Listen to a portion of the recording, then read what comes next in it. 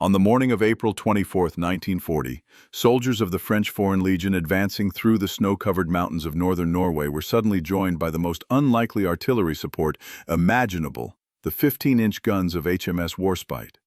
A British battleship firing from a fjord miles away, each shell weighing nearly a ton, and capable of obliterating anything it hit. The soldiers couldn't see the battleship, couldn't coordinate with her directly, and had no way to direct her fire beyond the most basic radio communications. Yet Warspite's guns hammered German positions with shells designed to penetrate battleship armor, and that turned mountain strongpoints into craters visible from miles away. This was naval gunfire support taken to an extreme that had never been attempted before, and would never be repeated. Battleships not merely supporting amphibious landings, but serving as siege artillery for ground forces fighting hundreds of miles from open ocean, firing over mountains into valleys they couldn't observe, participating in a battle for a small Norwegian port town that would become one of the war's most complex combined arms operations, involving British, French, Polish, and Norwegian forces fighting German mountain troops in Arctic conditions. The First and Second Battles of Narvik demonstrated both the versatility of naval power and its limitations. Battleships could influence land battles in unprecedented ways, but they couldn't substitute for infantry and logistics, and even the most powerful naval guns couldn't capture ground that soldiers would ultimately have to take and hold. This is the story of Narvik, where the lines between naval and land warfare dissolved, where battleships became artillery batteries and destroyers became transports, and where the only Allied victory in the Norwegian campaign proved strategically meaningless because it came too late to prevent Norway's occupation.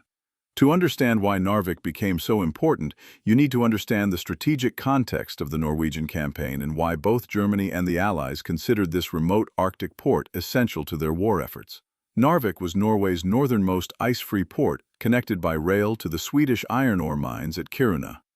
During winter months, when the Baltic Sea froze, German industry depended on Swedish iron ore shipped through Narvik, making the port strategically critical to German war production.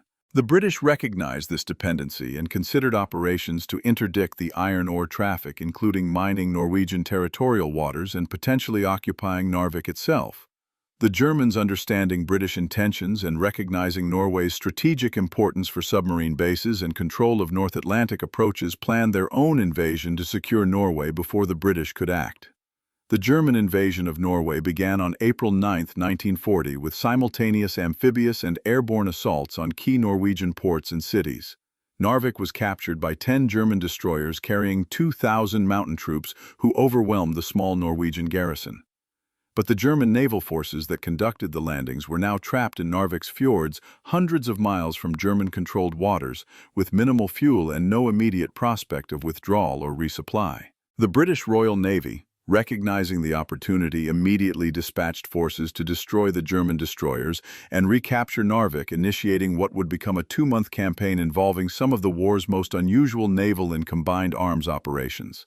The First Battle of Narvik occurred on April 10th, just a day after the German landings, when British destroyers under Captain Bernard Warburton Lee attacked the German destroyers in Ofotfjord, the narrow waterway leading to Narvik. What followed was one of naval warfare's strangest engagements. Destroyer forces fighting at point-blank range in confined waters, surrounded by mountains with visibility limited by snow and fog, unable to maneuver freely due to the narrow fjord, and knowing that any serious damage would mean grounding or sinking with no hope of outside assistance. The British sank 2 German destroyers and damaged others, but lost 2 destroyers, including Warburton Lee's flagship, with Warburton Lee himself killed in action. The battle demonstrated that German forces at Narvik were isolated and vulnerable, but not easily destroyed, and that operations in Norwegian fjords would be nothing like open-ocean naval warfare. The Second Battle of Narvik on April 13th brought HMS Warspite, a Queen Elizabeth-class battleship, into the confined waters of Ofotfjord, accompanied by 9 destroyers. This was an extraordinary risk. Battleships were not designed for operations in narrow fjords where they couldn't maneuver freely, and where submarines or shore batteries could attack from positions that were impossible to detect until too late. But the Admiralty judged that destroying the remaining German destroyers was worth the risk, and Warspite's captain, recognizing the unusual nature of the mission, approached it with aggression tempered by caution. The battleship's 15-inch guns, designed to engage enemy battleships at ranges exceeding 15 miles, were used at ranges measured in hundreds of yards, firing at destroyers and shore positions in what amounted to point-blank bombardment. The battle was one-sided, but surreal. German destroyers, already damaged from the first battle and critically low on fuel and ammunition, attempted to fight back but were hopelessly outmatched. Warspite's heavy guns and the concentrated fire of 9 British destroyers systematically destroyed every German destroyer in the fjord. 8 vessels sunk or driven ashore as total losses. But sinking the destroyers didn't eliminate the German garrison, which escaped from their sinking ships and withdrew into the mountains around Narvik with their weapons and equipment largely intact. The naval victory was complete, but it didn't achieve the strategic objective of recapturing Narvik because German mountain troops still controlled the town and the surrounding high ground, and no amount of naval gunfire could dislodge infantry from mountain positions without ground forces to assault them. This reality forced the British and their French and Polish allies to conduct what amounted to an amphibious assault and mountain warfare campaign in Arctic conditions with inadequate preparation and forces that were neither trained nor equipped for the mission. The operational plan that emerged was complex and reflected the challenges of coordinating multiple national forces with different capabilities, languages, and command structures. British troops would land at several points around Narvik to establish positions and draw German forces. French Foreign Legion and French chasseurs, Alpines mountain troops with cold weather training, would advance overland from the south using their superior mobility and mountain warfare skills to outflank German positions. Polish forces would assault key positions on the Narvik Peninsula. Norwegian forces, recovering from the initial shock of invasion, would support operations where possible. And throughout all of this, the Royal Navy would provide fire support using battleships, cruisers, and destroyers to bombard German positions that were often beyond visual range and that required coordination between forward observers with ground forces and ships miles away. The geography made everything more difficult. Narvik sits at the head of Ofotfjord, surrounded by mountains that rise thousands of feet directly from the water. In April and May, these mountains were covered in deep snow with temperatures well below freezing, and weather that could change from clear to blizzard conditions within hours. Movement off established roads or trails was nearly impossible for troops carrying equipment and weapons. Observation was limited by terrain that created countless dead spaces where enemy forces could hide. Communication between ground forces and naval units was primitive, relying on radio equipment that often didn't work in the mountainous terrain and on visual signals that were useless in poor weather. And resupply was almost entirely dependent on the sea because overland routes were few, poor, and easily interdicted by German forces holding the high ground. The naval gunfire support that made Narvik unique in military history was both devastating and frustratingly imprecise. Warspite and other British warships positioned themselves in the fjords and fired over the mountains at German positions that forward observers with ground forces attempted to identify and describe. The 15-inch shells from Warspite each weighed 138 pounds and carried nearly 100 pounds of high explosives. When they hit, they created craters that could be seen from miles away, demolished any structure they struck directly, and killed or wounded anyone within substantial radius of the impact.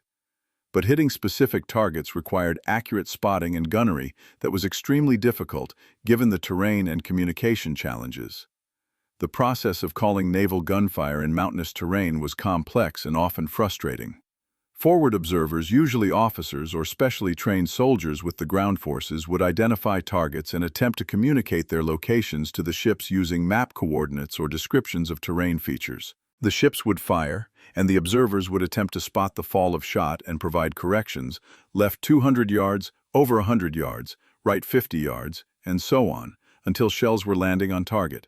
But in mountains, observers often couldn't see the impact points because they were behind ridges or in valleys, couldn't accurately estimate ranges because distances were deceptive in the terrain, and couldn't communicate clearly because radios failed or because the technical language of fire correction didn't translate well between British naval personnel and French or Polish ground forces who spoke different languages and used different military terminology. Despite these challenges, naval gunfire proved decisive in several engagements. When German forces occupied strong positions on high ground that would have been nearly impossible for infantry to assault, frontally naval gunfire could saturate the positions with shells that demoralized defenders, destroyed fortifications, and forced withdrawals even when direct hits were relatively few. German soldiers reported that battleship bombardment was the most terrifying experience of the Narvik campaign, worse than infantry combat or air attacks because the shells arrived without warning, couldn't be countered, and created explosions that stunned and disoriented even troops in protected positions. The psychological effect of knowing that any position might be suddenly obliterated by naval gunfire influenced German tactical decisions and made holding forward positions more difficult. But naval gunfire couldn't win the battle alone. Ground forces still had to advance through the snow assault defended positions, clear German troops from bunkers and fortifications, and hold captured ground against counterattacks. The fighting around Narvik became a series of small unit actions in brutal conditions, with companies and platoons attacking German positions on mountainsides, often in blizzards, with temperatures well below freezing, and with limited artillery support because howitzers and field guns couldn't be positioned in the terrain. The French Foreign Legion and Chasseurs Alpins proved particularly effective, using their mountain warfare training and cold weather equipment to outflank German positions and conduct attacks that forced the Germans to withdraw from positions they had considered impregnable. The Polish forces involved in the Narvik campaign added another layer of complexity and demonstrated the multinational character of the operation. The Polish Highland Brigade troops who had escaped Poland after the German invasion in 1939 and who were burning to fight Germans anywhere under any conditions were assigned to assault key positions on the Narvik Peninsula. These were experienced soldiers with intense motivation and reasonable training, but they lacked heavy weapons, had minimal naval gunfire support training, and were being committed to mountain warfare in Arctic conditions for which they hadn't specifically prepared. Their attacks were characterized by extraordinary courage and aggressive tactics that sometimes bordered on suicidal, and they suffered significant casualties, but achieved their objectives, proving that motivation and unit cohesion could compensate for material disadvantages. The ultimate assault on Narvik itself came on May 28 after weeks of preliminary operations that had cleared the surrounding high ground and isolated the German garrison. French and Norwegian forces attacked from the north, while Polish forces assaulted from the west, with British naval forces providing fire support and transporting reserves. The attack succeeded German forces outnumbered and unable to hold positions that were being systematically bombarded by naval guns and assaulted from multiple directions, withdrew from Narvik and retreated into the mountains to the east. Allied forces entered the town and claimed victory in what was the only significant Allied success in the Norwegian campaign. But the victory was hollow and came too late to matter strategically. While Allied forces were fighting for Narvik, Germany had launched Fall Gelb, the invasion of France and the Low Countries, on May 10th. The German offensive was succeeding beyond anyone's expectations, threatening to overrun France and potentially knock Britain out of the war. The Allied forces committed to Narvik. Several divisions of experienced troops with supporting naval and air assets were desperately needed in France. On June 8, just days after capturing Narvik, Allied forces were ordered to evacuate Norway. The operation they had spent 2 months conducting the town they had just captured at significant cost was being abandoned because the strategic situation elsewhere had made Norway irrelevant. The evacuation from Narvik was conducted under German air attack and demonstrated the same naval versatility that had characterized the entire campaign.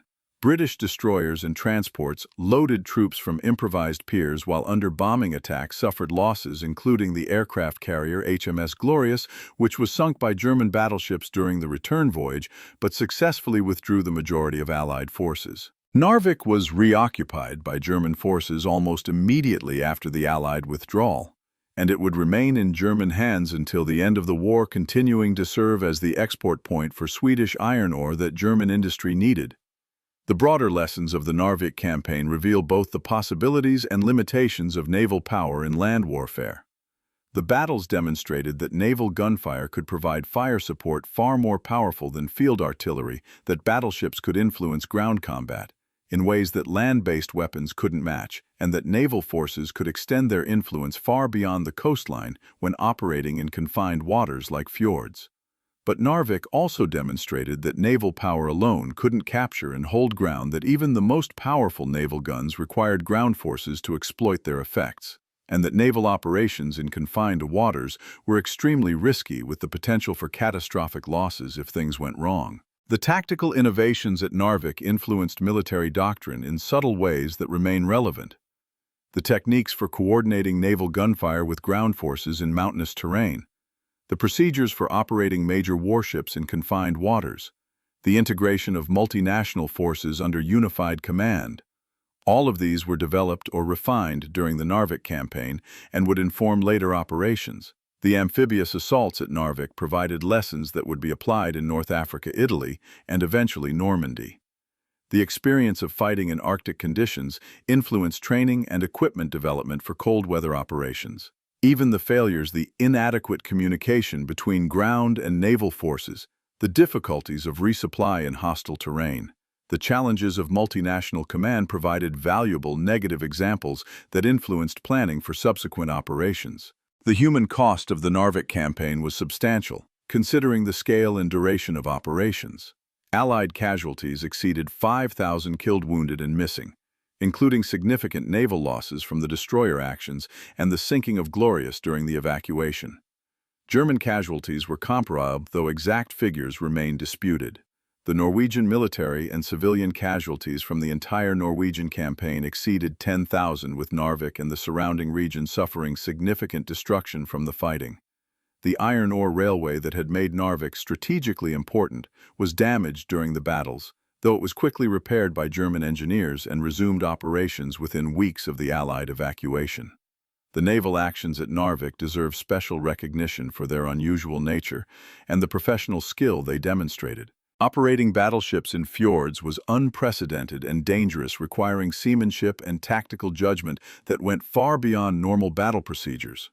The destroyer actions in the confined waters of Ofotfjord required courage that bordered on recklessness, with captains knowing they were committing their ships to close-range combat in waters where any damage might be fatal because there was no room to maneuver and no possibility of outside assistance. The sustained naval gunfire support operations required gun crews to maintain fire for hours or days, wearing themselves out loading and firing guns in conditions that were physically exhausting and psychologically demanding. The German perspective on Narvik reveals their recognition of both the tactical defeat and the strategic success. German forces lost every destroyer committed to the Narvik operation, suffered significant casualties among the mountain troops garrison, and were ultimately unable to hold the town against sustained Allied assault. But they had achieved their strategic objective. Norway was occupied. The iron ore railway continued operating under German control, and the Allied forces committed to Narvik were withdrawn, just as they achieved victory, demonstrating that tactical defeats could be acceptable if strategic objectives were secured. The German mountain troops who fought at Narvik gained respect for Allied capabilities, particularly the French mountain troops who proved formidable opponents, but they also recognized that Allied command difficulties and the distraction of events in France had prevented the Allies from exploiting their numerical and material advantages. The irony of the Narvik campaign is that it represented an Allied victory that meant nothing strategically. Allied forces demonstrated that they could conduct complex combined arms operations, integrating naval, ground, and air forces from multiple nations. They proved that German forces could be defeated when Allied resources were properly concentrated and applied. They showed that naval power could be decisive in land warfare when conditions permitted. And all of this was rendered irrelevant because the strategic situation elsewhere made Norway a sideshow that couldn't justify the resources being committed to it. The troops who fought at Narvik did everything asked of them, achieved their tactical objectives, and were rewarded by being ordered to abandon their hard-won victory and evacuate to fight elsewhere. The legacy of Narvik in naval and military history is subtle but significant. It remains the only campaign where battleships routinely provided fire support for ground forces, fighting far inland, demonstrating capabilities that would not be repeated at such scale, because subsequent operations either involved shorter-range fire support, amphibious landings, or occurred in terrain where naval gunfire couldn't reach most land campaigns. The techniques developed at Narvik for coordinating naval gunfire with ground forces influenced the massive naval gunfire support operations at Normandy, Iwo Jima, and Okinawa. though those later operations involved more systematic preparation and better equipment than was available in Norway's improvised campaign. The demonstration that major warships could operate effectively in confined waters influenced thinking about naval operations in literal environments, though the specific circumstances of Norwegian fjords were unique and not easily replicated elsewhere. For the sailors and soldiers who participated in the Narvik campaign, the experience was formative and often bitterly frustrating. They had fought in some of the war's most difficult conditions, had achieved victory through skill and sacrifice, and had been forced to abandon that victory for reasons beyond their control. The Royal Navy personnel who operated destroyers and battleships in the fjords had conducted some of the most unusual naval operations in history, and had lost ships and comrades in actions that would be overshadowed by larger, more famous battles. The ground forces, British, French, Polish, and Norwegian, had proven they could fight effectively in coalition.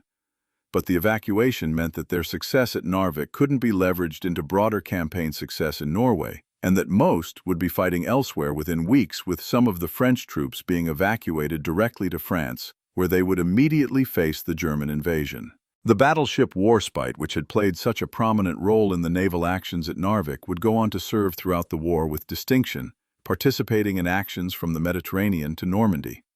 Her performance at Narvik, where she operated in conditions that battleship designers had never envisioned, and where she proved that even the most powerful warships could adapt to unusual tactical situations, became part of her legend.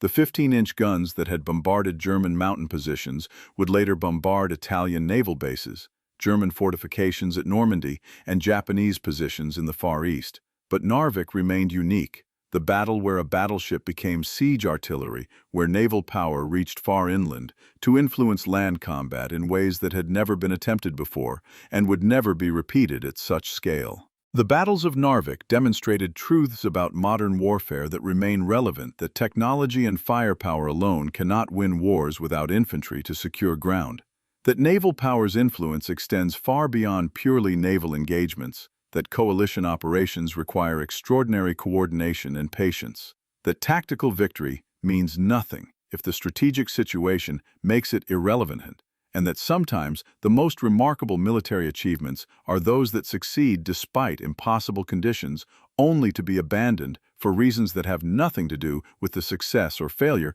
of the troops involved. Narvik was the place where battleships fought on land, where naval and ground warfare merged in unprecedented ways, and where Allied forces proved they could win battles even if they couldn't yet win campaigns. It was a remarkable military achievement that history largely forgot because it came at exactly the wrong time and in exactly the wrong place to matter strategically, teaching the bitter lesson that in war timing and strategic context matter more than tactical brilliance or individual courage.